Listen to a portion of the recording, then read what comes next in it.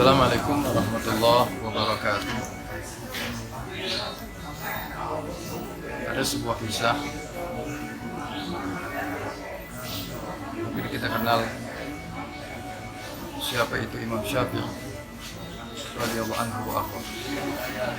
Imam Syafi'i dia adalah seorang mujtahid.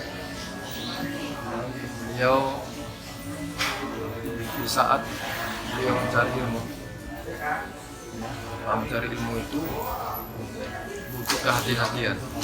Mencari ilmu itu, kalau ingin ilmu itu melekat, ilmu itu nempel kepada hati kita, maka kita perlu kehati-hatian di dalam cara, terutama makanan dan pandangan. Hatinya, yang mana Nabi SAW bersabda, ilmu nur, ilmu itu cahaya. Cahaya ilmu itu tidak akan menempel ke hati seseorang kalau orang tersebut masih memakan yang haram dan memandang pandangan yang haram. Dikisahkan Imam Syafi'i radhiyallahu anhu wa arda, beliau suatu ketika beliau sedang berjalan. Di salah satu perjalanannya beliau melewati pasar. Kebetulan pada saat beliau berjalan di pasar tersebut, itu hari sedang turun hujan atau habis turun hujan, jadi ceritanya becek. Lalu Syafi'i berjalan di pasar tersebut, terus berpapasan dengan wanita.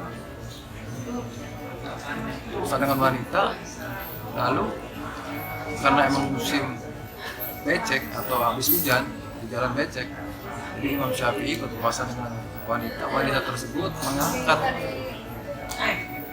abayanya, garisnya, sampai terlihatlah betis daripada wanita tersebut. Imam Syafi'i tidak sengaja melihat betis wanita tersebut, tapi Imam Syafi'i sepanjang jalan dia mohonkan istighfar, ampun kepada Allah Subhanahu wa ta'ala sampai ke rumah beliau. Sampainya di rumah, beliau biasa aktivitas ngajar dan biasa sampai akhir singkat cerita di malam hari. Beliau itu kebiasaan beliau, sebelum keesokan hari beliau ingin mengajarkan, memberikan ilmu kepada para muridnya, di malam hari dia mutolak kitab apa saja yang dia pelajari, yang besok akan disampaikan kepada santrinya, kepada murid-muridnya dia apa. Lihat kelebihan Imam Syafi'i. Imam Syafi'i itu dia kalau menghafali satu pelajaran, kalau dibuka itu tuh lembaran yang satu dengan buku dan dia baca lembaran yang mau dia pelajari. Kenapa ditutup? Takutnya lembaran yang satu terlihat dia nggak hafal. Makanya dia sekali baca dia hafal, kedua kali tambah kuat hafalannya, 3 kali. Jadi besok disampaikan kepada murid. Itu hari, itu malam beliau tidak hafal. Beliau baca kedua kalinya juga tidak hafal, ketiga tambah pusing. Akhirnya itu malam hari beliau datangi gurunya, namanya Arif bin Imam Syekh Waqi radhiyallahu anhu. Dia datangin guru sampai di kediaman gurunya, begitu pintu, assalamualaikum Syekh. Ya, waalaikumsalam. Siapa di luar? Nama Syafi'i. Oh, masuk ya Syafi'i. Masuk ke dalam, diceritakan perihal beliau. Kenapa datang malam-malam kemari? Ya, wahai guru, saya baru saja menghafal pelajaran, tapi kenapa pelajaran tersebut tidak terhafal di akal saya? Akhirnya Syekh Waqi itu mengatakan bahwa ilmu itu cahaya. Cahaya itu tidak akan menempel ke diri seseorang selagi orang tersebut bermaksiat kepada Allah Subhanahu wa taala. Coba mungkin kamu punya kesalahan apa sama Allah Subhanahu wa taala sampai engkau menghafal saja hafalan tidak hafal. Lalu dipikir Imam Syafi'i, pikir dari pagi sampai siang hari sampai menjelang sore, ternyata dia baru teringat, dia Syekh, saya teringat tadi sore selesai saya pulang mengajar, saya lewat pasar, kebetulan tadi sore itu bekas turun hujan. Lalu saya berpapasan dengan seorang wanita karena musim hujan, jadi si wanita tersebut abayanya gamis tersingkap karena takut gamisnya dipotong karena percikan air takut najis. Maka pada saat itu aku melihat betis daripada wanita tersebut. Nah, itu dia. Mungkin sebab itu kamu bisa menyebabkan kamu hafal tidak. Ini apa yang menjadikan bagaimana caranya aku supaya hafalan aku ini bisa kembali. Kamu istighfar, mohon ampun kepada Allah Subhanahu wa taala, ya. Lalu insya Allah hafalan kamu akan kembali.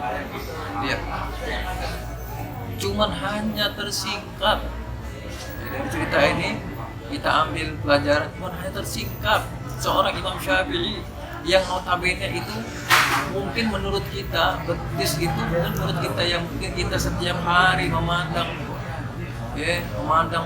banyak yang dianggap itu menurut kita hal yang biasa betis ya.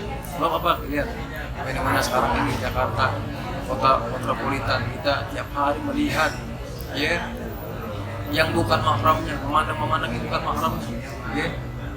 Bukan hanya betis mungkin kita tiap hari melihat paha seseorang yang bukan mahramnya. Jujur aja kota Jakarta ya, metropolitan ya. Dan juga mungkin kita makan yang bukan hak kita, makan barang haram ya. Orang Imam Syafi'i yang cuma hanya melihat betis saja hafalannya hilang. Apalagi kita tiap hari memandang pandangan yang haram, memakan makanan yang bukan hak, makan makanan haram ya. Baik itu mungkin haram zatnya, mungkin haram sifatnya ya. Makanya kenapa kita belajar, kita mencari ilmu ya, cuma hanya sebatas kita duduk di majelis ilmu, pulang dari itu udah lupa hafalan kita. Pulang dari itu sudah tidak ingat lagi ilmu yang disampaikan oleh guru kita.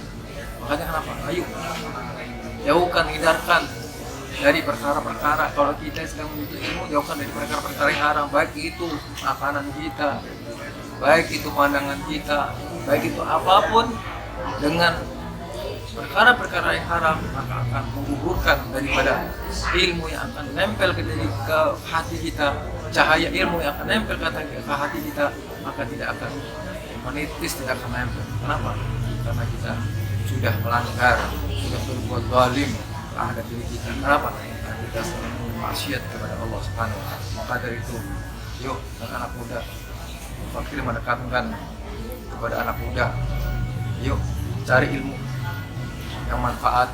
Ya, terus bagaimana cara ilmu itu supaya menempel ke diri kita? Hindari pandangan-pandangan yang bukan mahramnya. Hindari makanan-makanan yang bukan mahramnya makan kita. Artinya Pak, makanlah dengan makanan yang halal. Sebagaimana Sayyidina Ali bin Abi Thalib karamallahu wajhah, beliau setiap mau makan dia bertanya sampai 7 kali kepada istrinya, Fatimah Zahra, Sayyidatina Fatimah Zahra, wahai Fatimah, wahai istriku, apakah ini makannya yang aku makan ini halal? Halal. Apakah betul halal? Halal. Apakah halal? Halal. 7 kali bertanyanya. Itu kita nggak pernah. Bahkan kita mungkin yang penting gue kenyang, yang penting gue nggak loyo. Ya, maka ayo anak muda kritik makanan aku.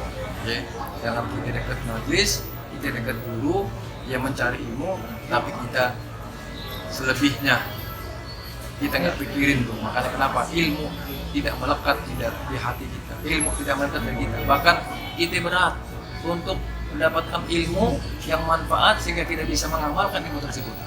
Ya, jadi jangan salahkan ilmunya, jangan salahkan gurunya, jangan salahkan tempat duduk majelis tersebut, ilmunya baik karena ilmu itu bersumber dari Nabi besar Muhammad SAW. Guru itu baik karena guru itu adalah pewaris Nabi SAW. Tempat itu baik, kenapa? Di tempat itu sebelum disampaikannya ilmu, di tempat itu pasti dibacakan pembacaan zikir, selawat kepada Nabi SAW. Ya, maka bagaimana caranya supaya kita mendapatkan ilmu yang manfaat dan ilmu itu melekat di dalam hati kita? Caranya adalah memandang dengan pandangan, atau janganlah kau memandang dengan pandangan yang bukan mahramnya, ya. Dan juga memakan dengan yang makan makanan yang bukan makan haknya, artinya ya, dengan makan makanan yang haram, dan jangan pandang dengan pandangan yang haram. Insya Allah ilmu yang akan kita dapatkan akan menempel di dalam hati kita dan itu akan manfaat buat kita. Insya Allah. Sekali lagi, anak muda, para pencari ilmu, jangan cuma hanya cari ilmu, ya sebatas cari ilmu, semangat, cuma ramai sama senangnya doang, jangan. Tetap ilmu itu biar manfaat. Kenapa? Karena kita hidup bukan hanya di dunia, hidup kita sampai nanti di akhirat. Ya, kalau kita mendapatkan ilmu yang manfaat, insya Allah kita akan terbebas daripada siksa Allah Subhanahu Wa Taala. Kita akan terbebas daripada siksa Allah Taala, dan kita akan terbebas dari siksa, berarti akan dimasukkan ke dalam surga Allah Subhanahu Wa Taala, dan kita akan mendapatkan rahmat Allah Subhanahu Wa Taala, dan kelak kita akan mendapatkan syafaat dari junjungan Nabi besar Muhammad SAW. Amin. Demikian, mudah-mudahan manfaat ya untuk khusus anak muda ya yang mendengarkan dari konten ini. Demikian. Assalamualaikum warahmatullahi wabarakatuh.